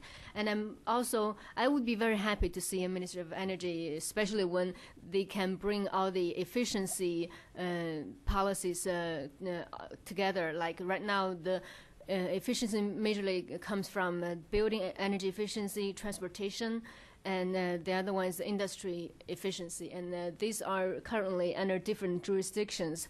With this Minister of Energy, it's unlikely they'll take over all the efficiency, but with the better coordination and stronger like full-time staff working on this, it's definitely going to improve the architecture.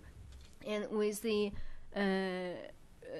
switching fuel question, I think natural gas right now is still very scarce, so it's very unlikely to have a large amount of natural gas plants replacing coal, because our natural resource endowment defines our coal plant way.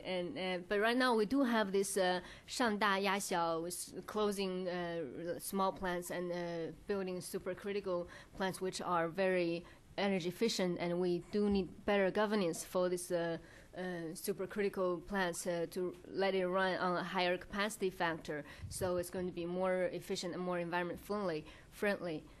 I think my colleagues and well, just as long as you broach that topic, I think nobody that we've talked to who's real familiar with the power sector has said that they see very much gas on the horizon anytime soon. Maybe if there's a big breakthrough in shale, that's a game changer. But right now, there's other higher priority uses in China besides power generation.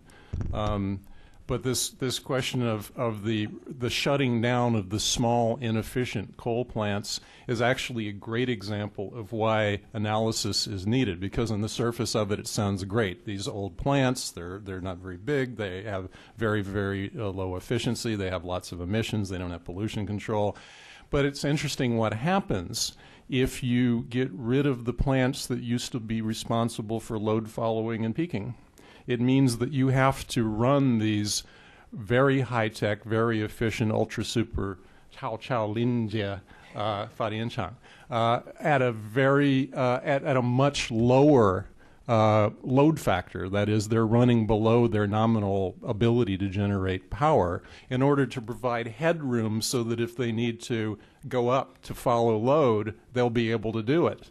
And that loss of efficiency is very significant, and it is a research question whether you actually don't outweigh the benefits of closing down at least some of your small power plants because of having to operate these ultra supercritical plants in that way. And just on the natural gas, if I could just add a little information there to this, the economic and strategic dialogue that I participated in with a number of different other agencies. There was actually an MOU signed between, I believe it was DOE and the Chinese government to exchange information and technology on shale gas development. So the Chinese are very interested in this. Geologically, I don't know how much shale gas they may have, but we need to recognize that in this country, 3 to 4 years ago, we didn't know how much shale gas we had. We've now virtually doubled our reserves in a 3 to 4 year period in this country simply by determining how much shale gas is available and the ability technologically to go after that. We've gone from, what was like a 30-year supply of natural gas to we now, DOE estimates that we have a 100-year supply of natural gas in this country. So the potential is there for them, possibly. In fact, it's so important that their chief energy person, Zhang Baobao, is coming to this country. He'll be in Fort Worth in September to attend a week-long shale gas workshop. So they're extremely interested in this area. John, since you mentioned about you just being in China, I wanted to ask, you went over there looking with energy regulators, but you were part of the larger process, and I don't know if you can answer it, or maybe there's another DOE person hiding in the room that can jump in. But we know that the U.S. China, they're getting, they've done the bids on the U.S. side for having that U.S. China Clean Technology Center, which my impression, on the surface appears to be a little bit heavy on maybe the technology, but in the conversations that you were in China, was there discussion about on the bilateral side to look into cooperation on this soft technology that the E3 team has talked about? There wasn't the opportunities. There for are this to opportunities. There wasn't enough. It was more specific hard technologies that were being looked at as the discussion at the time, and I think there's opportunities to do that, certainly. But we need to get the right people together to make that happen. Okay, well, that's good. So some other questions out here in the room. Dr. John, did you have one? Okay, over here on this side, Nick, please. I guess we'll go from the end, 1, 2, moving up the row here. Thank you. My name's Christopher Krause. I'm from the National Environmental Education Foundation. I just had sorry if this question is very basic, but I guess what percentage of China's population is actually connected to an electricity grid? And what are the size? It's state grid and South China grid. About how many customers do they actually serve? And I guess are those are the only 2 major grids? I mean, what does the rest of the country look like in terms of their connection to electricity? I think those are excellent questions. Who's going to answer them? That'd probably be me. Yeah. So I think determining access is a really tricky question because sometimes you measure it at a village level. So you could have a number of villages that are, most of the access issues are in rural areas. So you could have the number of villages that are connected to the grid. You could have the number of households that are connected to the grid. Either way, I think it's about 99%. It's very, very high.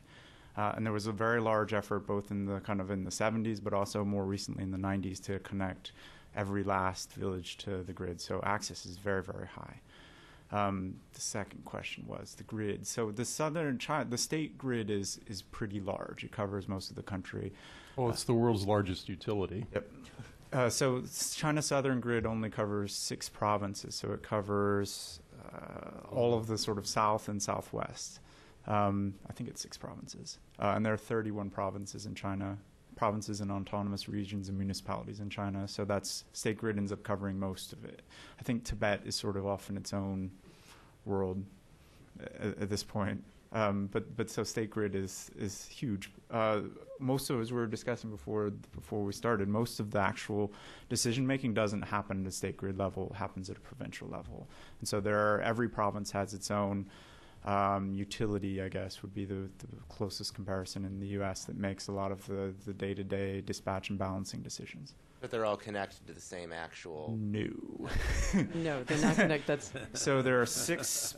interconnects. There's 6 service regions, basically. And so some of them are connected and some of them are not. Some of them are actually not synchronous, which presents presents a bit of an issue for connection, but this has been a sort of a dream in the U.S. too, is to build the grid, the national grid that covers the entire the super grid that covers the entire country. But there are the 6 interconnections within state grid? So there's 6 regions that are sort of interconnected, and then the interconnection between those regions, I think, is sort of not all regions are interconnected. Well, by comparison, in the U.S., there's 3 interconnects in the U.S. There's the West, the East, and Texas. Yeah. There's a Texan right here, right? Excuse me, you got two Virginians here. Oh, two Virginians. So Indeed. sorry. Well, you pointed at yourself. And so there are weak DC links between those three interconnects, synchronous interconnects in the U.S., and there's an analogous situation with China. But within those, sort of the practicalities, what used to be referred to as control areas, and now the term of art is balancing authorities, where the grid operations exist, it's more or less on a provincial level. Some provinces are big enough that there may be a north and a south within the province and so forth. So there's 30-something of those kinds of different balancing authorities. Okay. Thank you. Okay, and moving up here, Nick, the woman right there, and then we'll bounce to the other side of the room. Hi, Jane Nakano from CSI at Center for Strategic and International Studies Energy Program. I have a very quick sort of comment and one question. I completely second Dean's observation on all the benefits that the Ministry of Energy can bring about. But I guess just to sort of keep, in the back of our minds that the discussions and the interest in creating one has been on and off, since the mid-90s. So I guess all have to keep our fingers crossed that this time it might, actually happen. But the question is that I recently read a couple of press items saying that the NDRC is trying to control electricity sector efficiency demand, and I think they might be starting to exclude entities with excessive energy consumption from benefiting some sort of what they call preferential consumption policies. They didn't say pricing policies. And I was wondering if you could share your insights or any specifics on that. Thank you. So there's been a couple of attempts to do this. One is through a differential pricing system where if your technology is deemed to be backward, then you have to end up having to pay a much higher electricity price. But if you look at sort of the electricity price breakdown, there's also these really weird categories, sort of the preferential and non-preferential, and this is meant to sort of take. It's not necessarily large consumers. It's large consumers that are inefficient and sort of price them out of the market. And the NDRC has this really great habit of waiting until there's a surplus in a market and then raising resource prices, and just cleaning house, which is sort of great. Okay, and was there someone right next to you? Yeah, we'll save time so you don't. Nick, yeah? Hi, Miles Watkins from Stimson Center. I have a couple of questions. First, naturally there's development of green technology in China, but it's also important to get them involved in the international scheme. What will it take in terms of what the U.S. and other developed nations have to give up in order to get China to participate fully with, cap and trade and other worldwide initiatives? And then there's a lot of talk now about U.S. and China, but how does China compare to, say, India, another large population developing nation? In their power sector reforms? Yeah. Okay. And then maybe pass the mic back to Nick. Thanks. Okay. Maybe. Don't look at me. Well, you're asking the what happens after Copenhagen question, which is about the hottest potato you could toss somebody. I suppose one response to that is to turn it back and say, well, what is the U.S. doing in that regard? Are we more willing to commit than China is? There are differing points of view about that, especially inside China. An honest observation based on conversations with pretty highly placed people in the last few weeks is that in the wake of Copenhagen, I've had somebody who is pretty connected to the leadership say, my argument has changed. It's not about the international regime. It would be nice if the U.S. would take a leadership position, but it hasn't. And so for the sake of our own energy security, for the sake of our own domestic environment, and for the sake of becoming a leader internationally in the creation of environmental technologies, we should take on our own targets and approach this situation from that standpoint. And this is a high-level researcher talking about what he tells the State Council and the Politburo about these kinds of policies. And so are we headed in a direction of sort of bilateral agreements and voluntary national national targets on greenhouse gas emissions? Maybe so. That's always been seen as a second best sort of option for people who had hopes for an international kind of cap and trade regime. But you can make your own assessments about where that's headed right now. And how about China compared to India in terms of their working on their decarbonizing their grid, or are they a leader in the? Well, I'm not really an India person. Okay, or India or some other, or compared to other countries.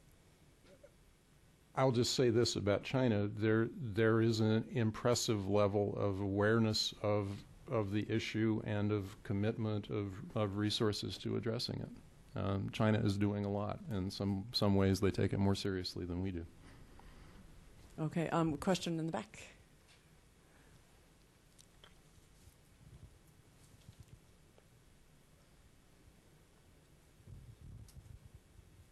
Hi, I'm Elizabeth Sasser from the Department of Energy. I just want to thank you all so much for your presentations. They were extremely insightful. A quick question about data, and in particular, you mentioned that CERC, the China State Energy Regulatory Commission, I think is what it's called, is reluctant to divulge data. Oh, no, State Grid. I'm sorry, State Grid.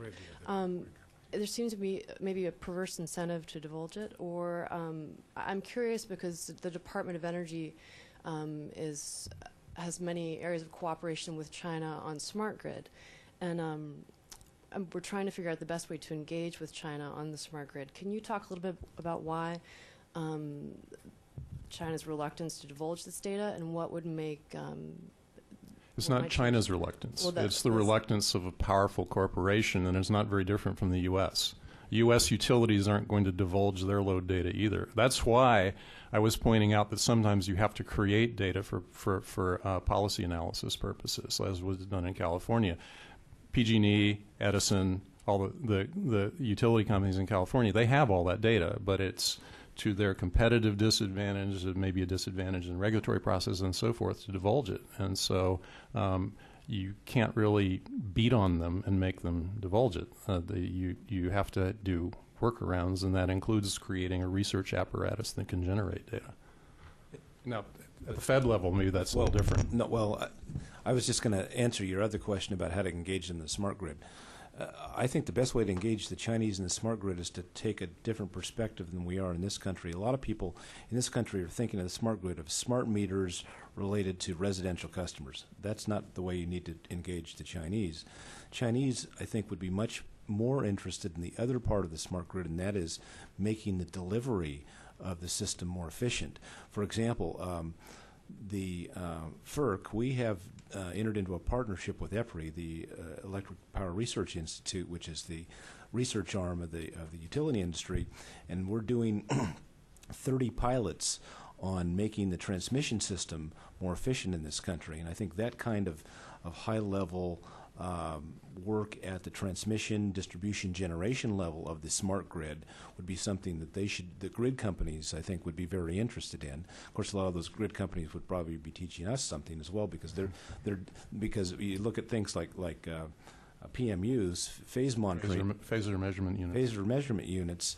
I think there are something like 179 in this country, although DOE has put out some grants to put in more. I think the Chinese have 600 of them in place, and so there are areas where they're actually more advanced than we are in the obtaining communication from their high-level grid system. But I think that would be an area where they would readily engage with respect to quote unquote the smart grid. And John, but engaging with them that in their main interest area over time could then evolve into that more demand-side management. Because it's got to take time. They got to be able to deliver it first. Right. One application that might drive smart grid interest in both countries sort of equally is the electric vehicle. Yeah. It has lots of implications for how you run and build your system. Yes, absolutely. In fact, one of the things that I did in my last trip to China is I went to BYD, which is the third largest auto manufacturer in China, and they have an all-electric vehicle that they're ready to start exporting to this country in 2011. And I think that would be an interesting area, because they're also wanting to distribute it in China, although they think there's a better market here because of the price. Ultimately, they can probably sell it better in the U.S. than they can in China because it's a higher price vehicle. But I think that's a good point. Yeah. Can I make one more point about data? So this isn't just an issue with State Grid. It's all sort of, you don't actually get that far in doing power, so any sort of analysis without running into data constraints in China. And this is partly because every agency collects and generates their own data and doesn't want to share it. And so one of the ways that we've gotten around this is to start using very, very explicit placeholders that tend to be sort of extreme. And so that when you kind of look at the model, you think, why is it producing these, for a policy person, why is it producing the results? And you look and you say, well, we use this really crappy data, and to produce better results, we need better data. And this has been sort of, as a longer term strategy, I think this hopefully will be really effective in at least generating some kind of a higher level, some more data. Okay, and real quick, we're running out of time. We got Dan here, and Ann, you had one quick question. So we're going to have to do Dan, Ann, and Ann. Super quick. Okay, Dan. Super quick. It's like fast grid. Yes. Dan Millison, I'm an independent consultant. I'll make a quick comment about India, because that's where I've worked most of the last several years. Only 2/3 of the people there are connected to the grid with access. But I think from what you've described today, India has a much more sophisticated regulatory system at the central and state level. But in terms of, I think in particular, ratepayer advocacy is prominent in the structure of the regulatory commissions, and attention on demand side issues in use efficiency because they have limited generation capacity. But my question is really, what do you see in terms of the evolution of SERC into a more robust regulatory authority with ratepayer capacity or advocacy, and fixing some of the what I see as problems? My understanding of this problem with the wind power, the sunbathers, is that the incentive is to build the capacity but not to run it. So if you could tweak that and provide the incentive specifically on the generation output, on the number of kilowatt hours put into the grid, then you would, I think, take a major step towards solving that issue of the whole permitting process. And don't build the wind power until you've got the transmission access, the connection hookup, et cetera. Okay, who's going to take that? Well, there's we don't have a crystal ball about what's going to happen. Well, one thing I'd like to say about your India comment is that one thing that has driven that regulatory process, to my limited knowledge of the situation, was the existence of public interest groups that were able to participate in process, like Prius, famously in India, a group of sort of engineers and electricity experts who sort of independently and voluntarily created India's first consumer advocate group, and that actually co-evolved with the regulatory process in India in very important ways. On the in terms of CERC and the question of wind integration, there is a technical problem that's going to have to be addressed, just as there is in the United States, in ways that ultimately figure out who was responsible for dealing with the costs associated with connecting a highly intermittent resource. And in China, it is maybe even a little more difficult than it is in the United States, because they don't have gas plants. Load following is expensive for them. But they're going to have to address this situation anyway, because their load shapes are changing. That is, the patterns of demand, patterns of hourly demand are changing. And so it is a question where this kind of, there's no pat answer, and this is a research question, but one of the things that we would say about that is that you're going to have to look at the system, you're going to have to model the system, and you're going to have to figure out what kind of costs are generated in order to deal with the fact that the wind is here one minute, not one other minute. And as Ding Ding said, the common way for grid operators to refer to wind in China is as garbage electricity. Lajidian.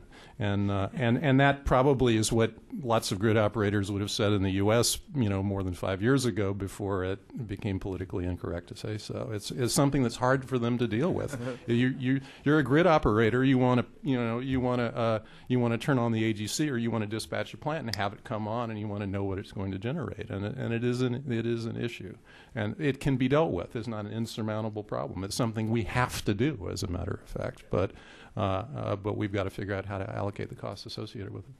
And really quickly, in terms of the CERC question, so every time that we sort of kind of think that CERC is going to shrivel up and die, there's something new, there's kind of new rumors afoot, and the new rumor is that they may be able to get pricing authority. And so the CRCPP, this sort of NDRC NGO, is putting a lot of their eggs in CERC's basket for that reason. One thing that we believe is that actually increasing analytical capacity actually helps in sort of the institutional distribution of power. That is, if you don't have any basis within your organization of saying what this policy should be and concretely what the cost basis is, then you're at a disadvantage. If you can do that, at least you can come to the table and say, no, we have a different point of view.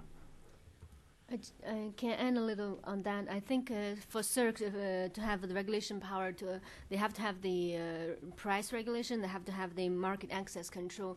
If you read their annual report, you would see these people are really proactive. They're thinking about how to make the data public and how to regulate according to laws and regulations.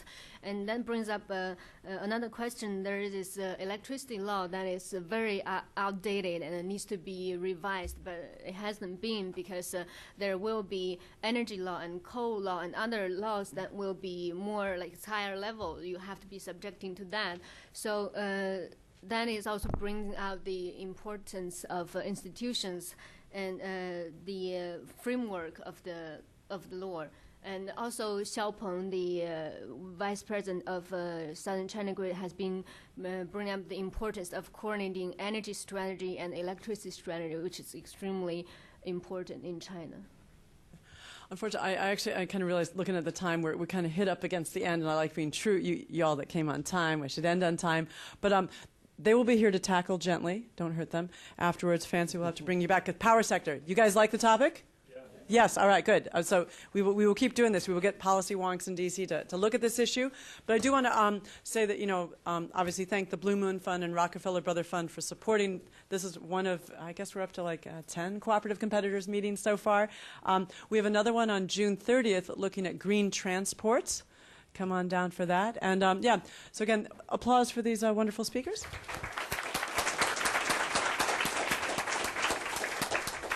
And also want to say, if you are, for some of you are first time coming to my meetings, and I don't know, somehow you found me, make sure you do give me or my assistant Pete your card so we get you on the mailing list. Thanks again.